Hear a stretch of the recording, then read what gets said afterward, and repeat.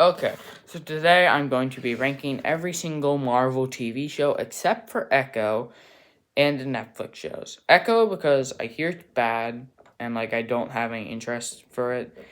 So based on what I've heard, I'd put it in basically where Secret Invasion is. It's not, from what I've heard, the same tier as there. So at number 12 we have She-Hulk, dead last, which I bet no one ever expected him. I mean, all of you thought it'd be first, right? No, it's not good. I don't like this show. Most people don't like it. There's one good episode, which is the Daredevil episode. And that's really it. Yeah, it's pretty boring. I don't like how they break the fourth wall. Either not enough, or when they do, they just don't execute it well. Like in the finale, I honestly don't care that they broke the fourth wall to change things. I think they executed it terribly. Scar, where's Scar? I think they executed that badly, but to be fair, they just showed in a post-credit scene or the end or something like that. But yeah, overall it's just a bad show. So I'll give you a 4.5 out of 10. Basically, at the same level of degree is The Falcon and the Winter Soldier at number 11. I hate this show so much. This is my most hated show because She-Hulk, honestly, I did have a little bit of anticipation because I hear she's great in the comics. But I after the trailer and stuff like that, my hopes died down. Falcon and Winter Soldier I had some hopes with because Falcon's cool, Winter Soldier's cool. This could go together well. It did not go together well. There's one decent storyline where it was the Winter Soldier dealing with what he did as the Winter Soldier, which and they didn't even do that well. Flag Smashers, my opinion, tied with I forget what the She-Hulk villains are called. Tied with that for worst villain of all time in MCU, and Draco or Dreykov, whatever his name was, from Black Widow. But this is my most hated show, but it is better than She-Hulk. I just don't like how they wasted everything with this show. So a 4.8 out of 10 is deserving for this. And at number 10, I have Secret Invasion. Honestly, episode to episode, it was honestly fine. I had some of the episodes were pretty good. Episode 4 was, they went, kind of did another crazy episode 4, but it wasn't too crazy. It was a nice thing, although I don't think it hit to the spy thriller, Winter Soldier-esque thing that they were trying to do. But what really ruined it was the finale. I just don't like it. I don't think they did it well. I don't think they executed Gaia gaining the powers of the Avengers well, or even Gravik gaining it well. I also hate how it implied that Rhodey was in Civil War because Rhodey was replaced during Civil War because of A, what they established in the show, and B, what we see in Endgame and Infinity Wars, but mostly Endgame. So just think smarter, writers. Although Gravik was actually a pretty good villain and probably the best of the Disney Plus villains of that time. Honestly, just a pretty good villain. So that's what redeems it, in my opinion. So I will give it a 5.5 out of 10. But at number 9, we have Miss Marvel. Miss Marvel isn't necessarily bad. It's just very, very forgettable. You don't remember most of the stuff. Clandestine's also some of the worst villains in the MCU because of how forgettable and boring they are. Yeah, I don't really know.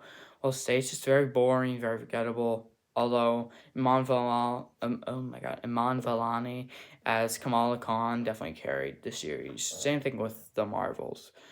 So I'll give it a 6 out of 10. But at number 8, we have I Am Groot. It is a nice short series. That's really it. I don't have anything to say about it. It was a nice, fun, short series. Although the only Guardians of the Galaxy project not made by James Gunn, to my knowledge, in the MCU. So, yeah, for the 4 shows below I Am Groot, I would be disappointed if I were you.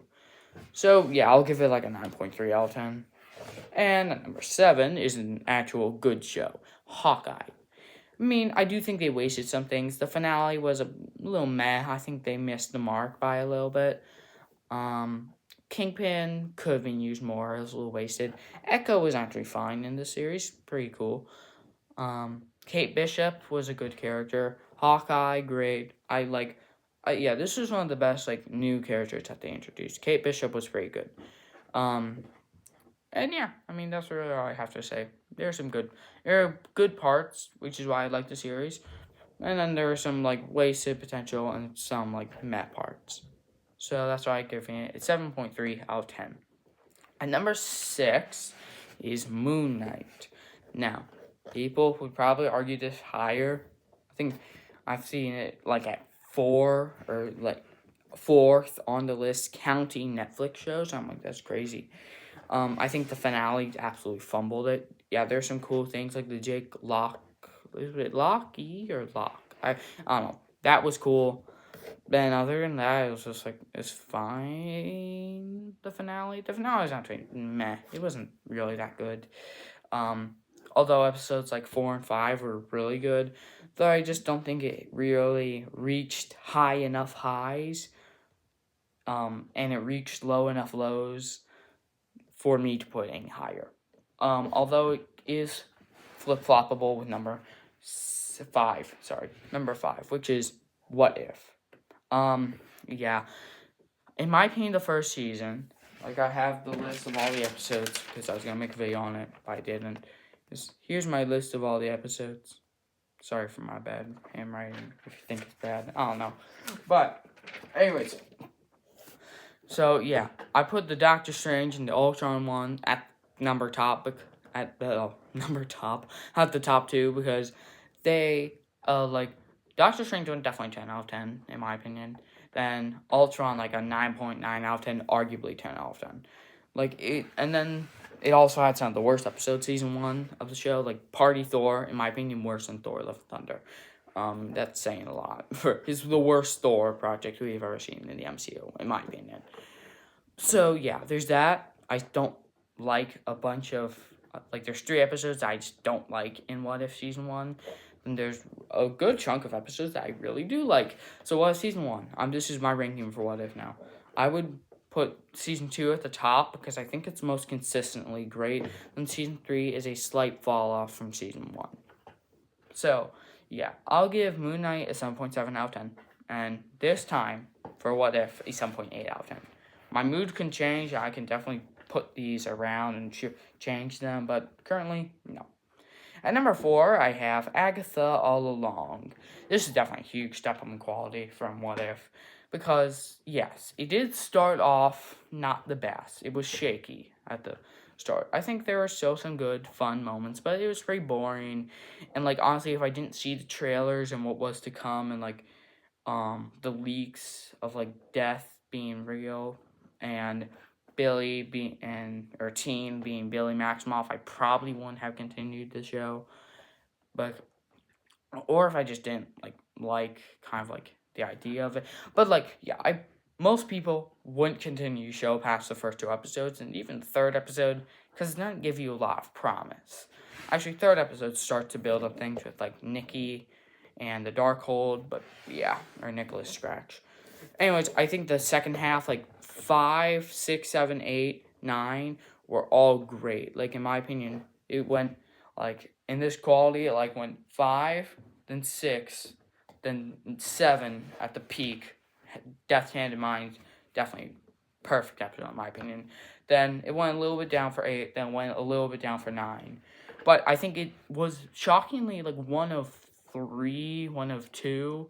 Yeah, one of 3 shows that ended with a good finale. It was actually a great finale. I really did love the end, but the beginning was a little shaky. I also did like a lot of the characters. I think they introduced them well. So I'll give it a 9 out of 10 because I think the sum of its parts are greater than the individual episodes.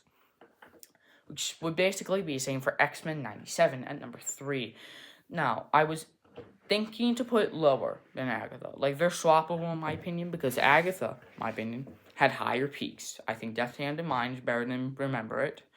And then I think the worst episode, which is probably episode 1 or 3, like those, I think those episodes are better than Motendo. I hate Motendo. Like, the only thing that stops that episode from being a bad episode is the first part of Life Death for X-Men 97. So, but, anyways, I think X-Men 97 is more consistently great. Like, there's so many great episodes just in there. Though I do think just scrap episode 4, do something else. Make episode 6, episode 5, then episode 5, episode 6, and they'd have a way better structure and probably be, actually maybe not higher, but just get a better rating on this. So yeah, I'll give it a 9.2, 9.1 out of 10. Yeah, okay, I'll give it a 9.1 out of 10. So at number 2, I have WandaVision. My opinion, this is just such a great show. Again, the finale didn't hit too well, although I did like it. There are some great moments, and I thought they did it nicely. I loved Previously On, which is episode 8, is one of my favorite episodes of like all of Marvel televisions. I just like seeing Wanda's life and how she grew to this moment and what started episode 1. Episode 1, 2. I know how people say that it's a new taste, but yes, it can start off boring, but they're still really interesting to watch. And then I think they had a really strong middle and a good start, a fine and really strong middle. Bring it to second place. In my opinion, it's a really great show at 9.3 out of 10. But obviously, first one is Loki season 1 and 2. Loki season 1 will have already gone up to top of the list, in my opinion. Just have, again, slightly lower rating. But, like, Loki season 2, oh my god, that was perfect, basically.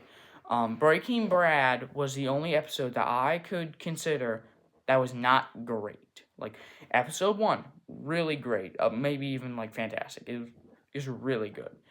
Episode 3 was also really great. And then Breaking Bad, I just consider, like, good. Like, pretty good. And then, like, the last 4 episodes of season 2 were so good. I think Hard to TVA, again, perfect 10 out of 10. I think the finale, perfect 10 out of 10. Then I think science fiction, I think it's called. The penultimate episode, I really did love that episode. I'd probably give it like a 9.7 out of 10, maybe even a little bit higher. Because, man, that like ending last 3 episodes were so good. But yeah, again, season 1 also had great episodes. Like, I loved episode 4 and had good consistent story, a nice mystery, and who made everything. And Kang was pretty cool. I think Kang ended up being a great villain here, or He Who Remains. I think ended up being a fantastic villain. And yeah, I just think it was a really good show. And you can argue, like, if you put all the parts together, it's a 10 out of 10 show. But because there's Lamentus, which is probably the worst in the series, because it's a little boring, but still good episode. And Breaking Bad, again, still good episode. Breaking Bad, sorry. It's still good episode, but it's just done compared to everything else. Man, this could be argued at 10 out of 10 because of how it all connects. I just love this thing. It also is the only IMDb Marvel show to get a masterpiece on IMDb. So take that as you will. Anyways, that's my opinion. You can have yours, and goodbye. Subscribe.